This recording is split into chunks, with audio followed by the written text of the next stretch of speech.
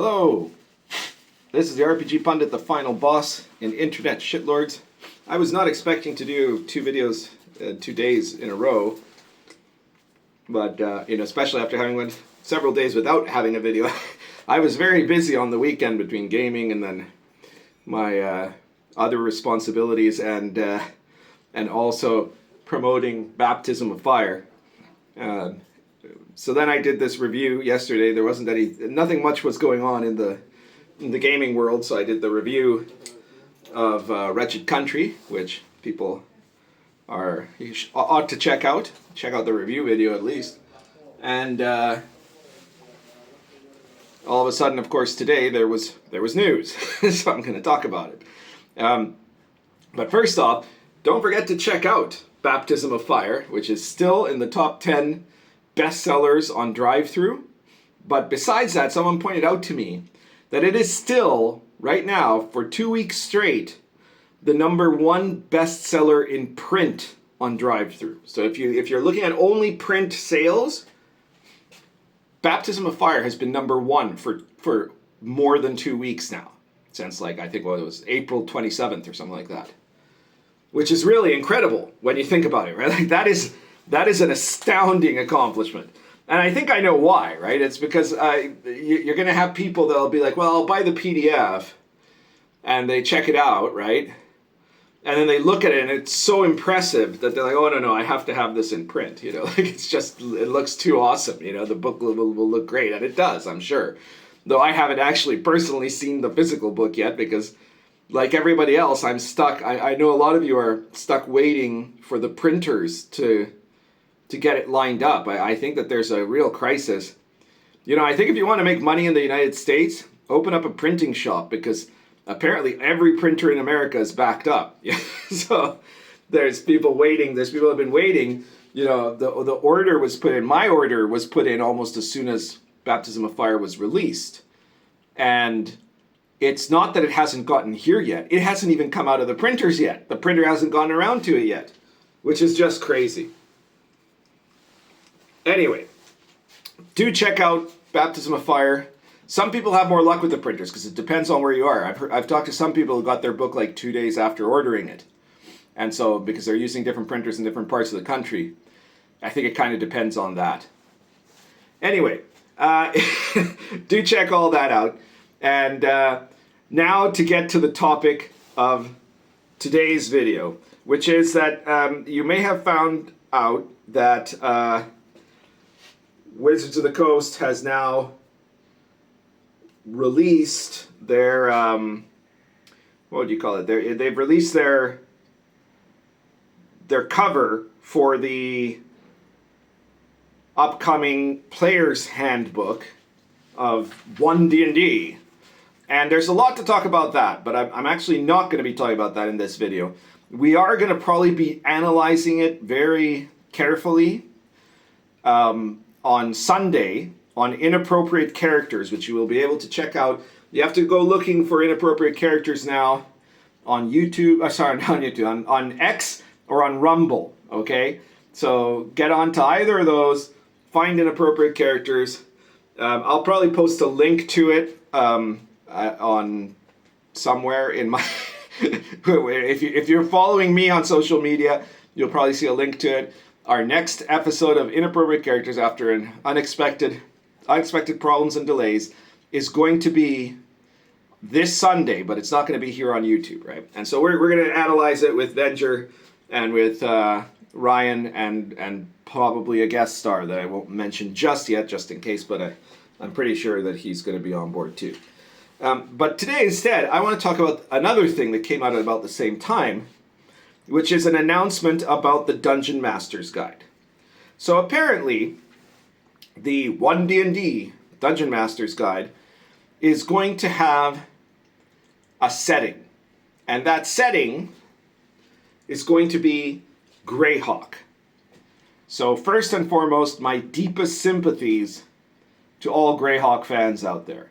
I'm at best a moderate Greyhawk fan. I mean, I had at some point the original Greyhawk box set. I had From the Ashes as well. I had several Greyhawk books, and of course I ran several modules that were ostensibly set in Greyhawk. But I was never a fanatic of that world. I didn't think it was, to me, it wasn't as interesting as certain other worlds. Let's put it that way. Mystara was probably my absolute favorite D&D world. However, I know that there are a lot of Greyhawk fans, especially in the OSR. And if any of you are happy about this, I'm sorry, but you're morons. Okay, at this point, if anybody is like, oh, hooray, Wizards of the Coast is going to bring back my setting, the one I loved, my favorite one. If you're thinking like that, you are a mental defective of the worst kind, you know, and there's something seriously wrong with you. You probably need to be institutionalized. Because if you look at the trail of bodies that Wizards of the Coast has left behind over the last couple of years of settings that people loved, that they absolutely destroyed, right? That they butchered beyond belief. They took Ravenloft, a setting that is about Victorian horror and the struggle between good and evil, and said basically, no, it's cool. You're all evil. You can all have a secret dark gift, and it has no consequences. It's totally fine. And then they made the setting mainly about representation, right? The main thing you have to know about Dark Lords is whether they're trans, poly, or just bi. You know, that's the central thing. And also, of course, race swapped everyone and all of that, right? They just destroyed it. They turned it like, you know, I've been saying for years now that Wizards of the Coast basic setting, which is technically the Forgotten Realms, or it was for 5th edition, they've just transformed it from something else into Fantasy Seattle, right? It's Seattle in 2024 with all the Seattle values. I mean, literally they had pride parades down Waterdeep, right? It's that, with as if you're in Seattle and you act like a Seattleite and you think like a Seattleite and you have all the same democratic values, leftist values that a Seattleite has. Everybody has those values all over the world forever, right? That's what they did. It's like a Borg effect or something, right? And they've been doing that. And I thought when it came to Ravenloft, I was like, well, how the hell are they going to do that? You know, like they might change some character's skin color, but no, they did it. They just outright said, you know, there's no such thing as evil, really, right? The dark powers are fine. Like that's not a problem.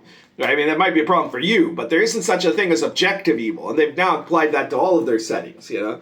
So that's gone, right? They butchered Spelljammer. They absolutely massacred Dragonlance because they released a game, a product that is set at the very beginning of the War of the Lands, in which they retroactively change a bunch of the things that they see as unjust about the Dragonlance setting, and it additionally end up, you know, again, those are the worst cases. Dragonlance and Ravenloft are probably the two worst cases because both of them are about a direct moralistic tale of good and evil, and the people writing for Wizards hate that, right? They think that in itself is one of the worst things. They want to kill people who think that way. Right? Like they're just completely opposed to the idea that there can be good and evil, because that would mean they would have to examine themselves, I suspect. Right? So they had to change stuff so that, you know, like it isn't that, right? And then that makes it not that world. Greyhawk does not have that strong of a moral compass, but I guarantee you they're going to find ways to absolutely ruin that setting. Your favorite characters will be either messed up or turned from heroes to villains, or turned from villains to heroes, or you know, misunderstood people who just needed to be represented and heard, you know, or things like that. It's going to wreck it, right? Your best hope at this point, if you're a Greyhawk fan, is that what they mean by this will be the setting is that they'll name drop a couple of places and leave it at that they won't really go into any detail, because that's like the only way you get out of this unscathed. Whatever else they do, it's going to be horrible for your setting, okay, without a doubt. They had a little blurb here that I guess I'm gonna mention. I'm gonna read out a bit here. It says, even as the multiverse of D&D world sees increased attention, we don't know why. Why would it get increased attention when you've made it all the same, right? The Dungeon Master's Guide also offers a more discreet setting to get gaming groups started. After very few official releases in the last couple of decades, the world of Greyhawk takes center stage. Well, first of all, if I'm not mistaken, Greyhawk was the default world for 3rd edition. Right. So, well, I guess that is a couple of decades ago. Sure. All right. Fair enough. I'll give you this. You win this round, Wizards. Because after that, it wasn't Greyhawk for between now and then. This book, the book will fleshes out Greyhawk to illustrate how to create campaign settings of your own. Okay. That's great, but nobody working for Wizards of the Coast knows how to create a campaign setting. They just don't. I can't. Yeah, I would have zero confidence in any ability of these people to know what it takes to make a campaign setting. I know what it takes to make a campaign setting. That's my whole business. You know, Baptism of Fire, #1 bestseller in print. All they know is how to take other people's work, strip it of everything meaningful until it's an empty shell, and then claim that they've made it better. That is their strategy for creating campaign worlds. You know, Greyhawk was the original D&D campaign world crafted by D&D creator Gary Gygax in a worthy setting to revisit on the occasion of D&D's golden anniversary. Well, it would be, but not by you, because everything you touch turns to crap, right? You people are just garbage people, and what you're doing here is going to be garbage, because that's all you can do. There's nothing else you can make. They say, it's a world bristling with classic sword and sorcery concepts, from intrigue-laden central city to wide tracts of uncharted wilderness. Compared to many D&D... Yeah, but so what? You guys... You know what that means to them? It's fashion. It's like they're saying, like, oh my god, tennis shorts are so in this season. You know, that's what they're saying. Because they're not going to attempt to approach any of the thematics of those things. None of those things matter, because we know when they run sword and sorcery, it's woke garbage, right? When they run high fantasy, it's woke garbage. When they run grim and gritty, it's woke garbage. When they run ultra realistic, it's woke garbage, right? So all they're doing is cosplay. They're putting on different outfits, saying, "Oh, this is my sword and sorcery outfit. Look at me," you know, and that's it. That's all it is. That's all it means to them. It's a meaningless phrase for them, because everything they do, they have to make it not about the thing. That just becomes fashion. It just becomes what skin suit they're wearing. It's all about repeating the same thing over and over again. And that would explain why these people probably have they always have this aura of utter emptiness within them, right? Because they can't get to any substance of anything. They can't touch on myth. They can't touch on meaning. They can't touch on morality, you know? So, like, the only reason this matters to them, that, oh, it's cool that it's got sword and sorcery, is because that's like saying, well, you know, their shoes were designed by Adidas, you know, or something like that. It's a fashion statement. That's all it is for them. Then they say, compared to many D&D settings, it's smaller and less fleshed out, and that sort of... I'm not too sure that's true. I mean, you'd probably have to go and ask the Greyhawk Grognard about this, but I think, you know, Greyhawk, size-wise, I think it is smaller than the Forgotten Realms, for example, like in terms of physical space. It's certainly smaller than Mystara.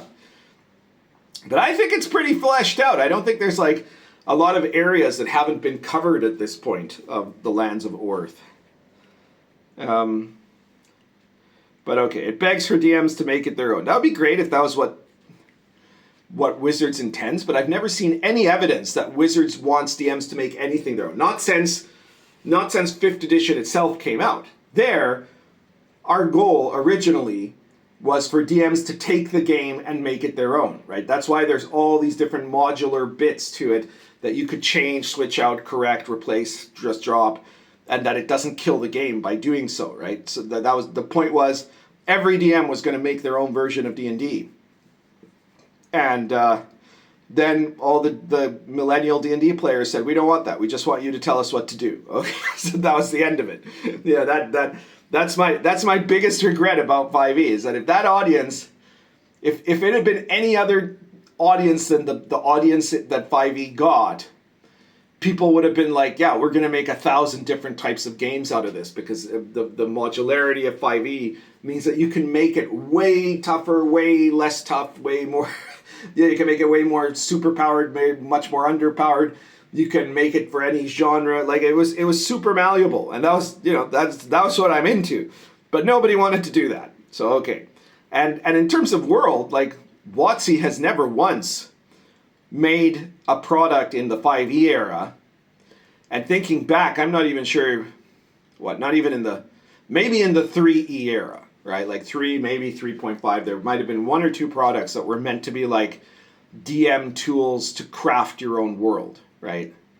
Because otherwise, like in 5th edition, all they've ever done was adventure paths, and now adventure paths with badly mangled bits of classic settings, where it's very clearly set up to say you should not do this. And in fact, all of their social media activity indicates you must not do anything that changes from the values of, Seattle wokeness that we've imposed on every single setting and every single world. If you do that, we're going to condemn you. You're going to be one of the people that Kyle Brinks will demand leave the hobby while he stays, even though he's a white man. And he said that the white men should leave, but he's never going to leave until they fire him, which will eventually come, but not because he's white. So that's what's going on there, right? Like it doesn't make any sense for DMs to make it their own. What bullshit, right? Like you don't want nobody still at Wizards wants any DM to have any kind of sense of empowerment. The book offers ample info to bring Greyhawk to life, but still leaves much undetailed. For those eager to take the plunge, there'll be an included poster map of Greyhawk. So this is right there. That's the member berry, right? The Greyhawk map. The Greyhawk map is probably, the original one is probably one of the most memorable old D&D maps, and I think a lot of gamers, even who never played in Greyhawk, have fond thoughts of that map, right? So like this whole thing is set up so that people, for the nostalgia purpose of, oh my God, Greyhawk, it's a classic, right? And for the Greyhawk people, and other people maybe who never even got that much into Greyhawk, but are just absolute nerd suckers for nostalgia because their spurginess obliges them to get the stuff that has the word, even if the word in this case is being used by a monster that killed the thing they loved, they're going to go, oh, but it's a map, I was almost convinced, Pundit, you almost convinced me not to purchase a WotC product because they're, degenerate Marxist bastards who are contributing to the destruction of our civilization and who are trying to kill every aspect of the culture I love. But there's a hex map. I have to have it now. That's the tool, right?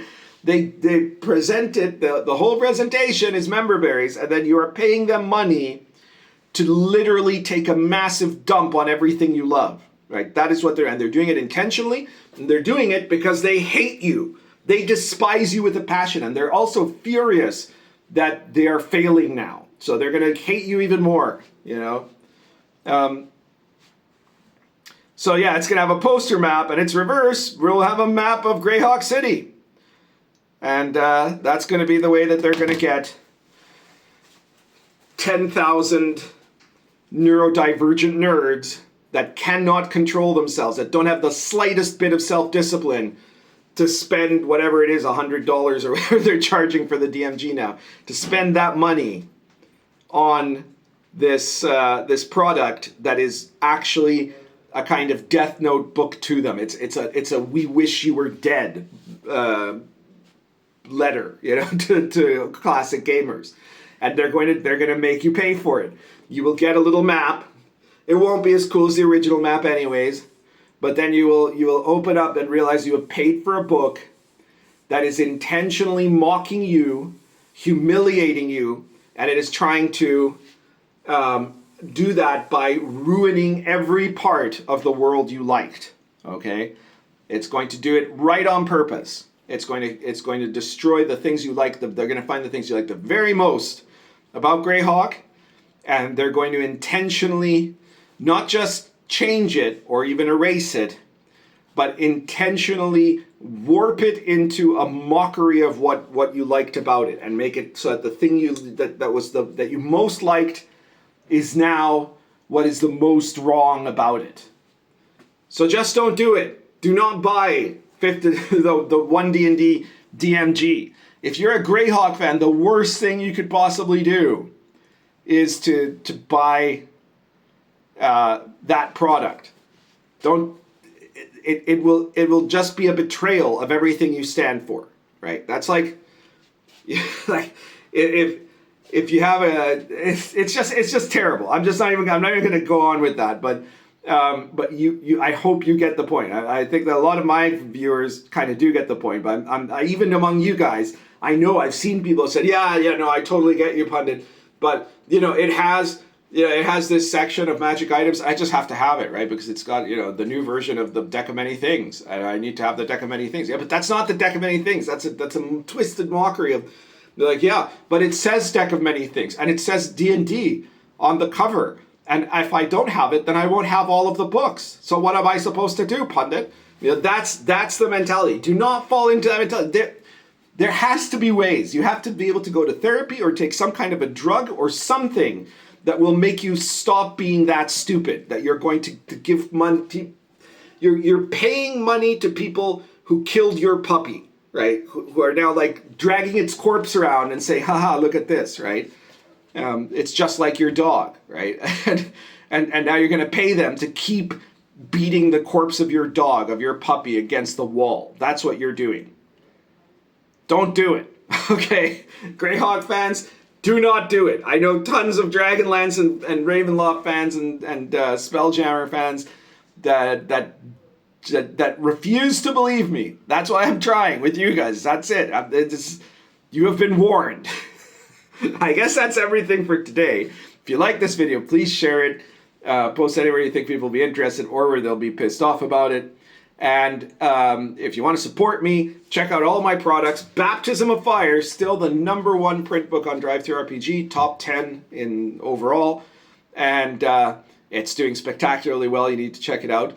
Also, my latest Pundit Files is out. Pundit Files number 12, I think it is. Yeah, number 12, The Mendicant, which is a medieval authentic adventure that is focused on investigation and kind of, it's a moral, let's say it's a detective story with a moral quandary involved, okay, for the player characters. So if you like putting your player characters into a situation where they have to make tough decisions, it isn't really a very, like, there's combat in it, but it's not a big combat adventure. But if you want to put them in a place where they're going to have to make difficult choices while they're discovering what actually is or isn't the truth about a situation, that's a great adventure to pick up. And it's available only at the Red Room. And like all of my Pundit Files issues, it costs about $3.50. Okay, so check that out. All the links to all my other products, including stuff like the Invisible College, Old School Companion 2, which has 26 medieval authentic adventures in it, any one of which is better than any adventure that Wizards of the Coast has ever made. Wilderlands, that's for encounters on the Silk Road. If you've already got Sword and Caravan, Wilderlands adds to that it has the dragon in it, the Eastern Dragons. It has rules on family and inheritance for Silk Road natives. And, of course, the encounter tables for the wilderness parts of the Silk Road. When you get off-road, that's the off-road book. So check all those out. And all my other books, they're all in the description below. You can get the links just by expanding the description of the video.